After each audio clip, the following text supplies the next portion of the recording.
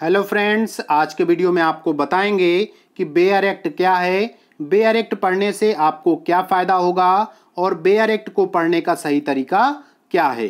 तो दोस्तों, ऐसी ही यूजफुल वीडियोज को पाने के लिए जल्दी से वीडियो को लाइक और चैनल को सब्सक्राइब कर लीजिए। तो चलिए आज का वीडियो स्टार्ट करते हैं।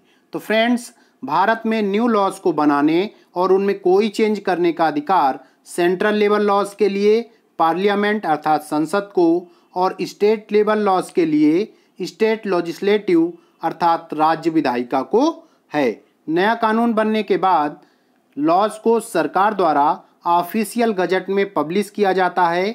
इंडियन कॉन्स्टिट्यूशन के आर्टिकल 348 के अनुसार ऑफिशियल गजट हमेशा इंग्लिश में होता है। ऑफिशियल गजट में पब्लिश लॉज के टेक्स्ट को जिन बुक्स में सेम टू सेम बिना किसी चेंज के लिखा जाता है उन लॉ बुक्स को बेयर एक्ट्स कहा जाता है। बेयर एक्ट्स में पब्लिशर को अपनी तरफ से कोई वर्ड, एग्जाम्पल या एक्सप्लेनेशन जोड़ने का अधिकार नहीं होता है। अर्थात जिस लैंग्वेज में लेजिस्लेटिव किसी लॉज को पास करती है उसी लैंग्वेज में same to same publish text को बेयर एक्ट कहते हैं। तो फ्रेंड्स, बात आती है कि हम इनको क्यों पढ़ें, बेयर एक्ट्स की हमें क्या ज़रूरत है या हमें क्या फ़ायदा होने वाला है। तो आपको बताना चाहूँगा कि सभी लॉज के बेयर एक्ट्स लॉ बुक्स की तुलना में सस्ते होते हैं।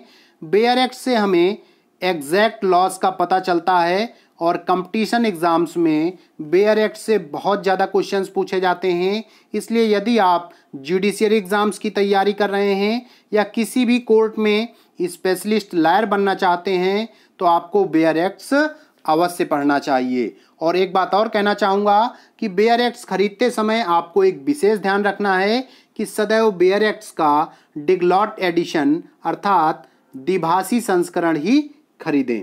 उसमें एक लैंग्वेज इंग्लिश होगी और दूसरी अपने पसंद की लैंग्वेज देख लें। इससे आपको बेयर एक्ट्स को समझने में आसानी होगी। तो अब बात करेंगे कि बेयर एक्ट्स को हमें कैसे पढ़ना चाहिए जिससे कि हमें आसानी से समझ में आ जाए और हम उसे याद रख सकें। तो फ्रेंड्स, बेयर एक्ट्स की लैंग्वेज बहुत कठिन होती है, इसलिए हो सकता है कि आपको स्टार्टिंग में 4-6 दिन बेयर एक्ट्स पढ़ने पर कुछ समझ में नहीं आए, इसलिए आपको परेशान नहीं होना है। स्टार्टिंग में बेयर एक्ट्स के प्रीएम्बल को अवश्य पढ़ें और समझें। बेयर एक्ट्स को कभी भी सेंटेंस वाइज नहीं पढ़ना चाहिए, क्योंकि कभी कभी एक सेंटेंस बहुत सारी लाइंस में चला जाता है जिससे पूरे सेंटेंस को एक साथ समझना कठिन हो जाता है। बेयर एक्ट्स को सदैव एक एक लाइन करके पढ़ना और समझना चाहिए। और बेयर एक्ट्स को पढ़ने में 3 बातों का विशेष ध्यान रखना चाहिए। कौन सी बातें हैं कि सबसे पहले आपको अंडरस्टैंडिंग अर्थात समझना है, मीन्स जो आप पढ़ रहे हैं उसको पहले समझें।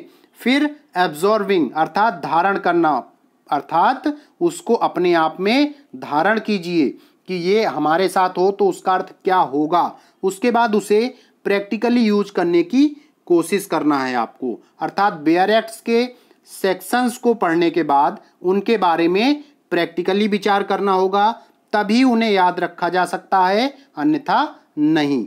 सभी सेक्शंस को याद रखना असंभव है, इसलिए इम्पॉर्टेंट सेक्शंस की लिस्ट नोट्स के रूप में तैयार करें जिनका यूज आपके स्टेट में कोर्ट प्रोसीडिंग्स में सबसे ज़्यादा होता है, जैसे चोरी, डकैती, extortion, murder, attempt to murder, rape इत्यादि। यह आपके लिए बहुत ही उपयोगी होगा।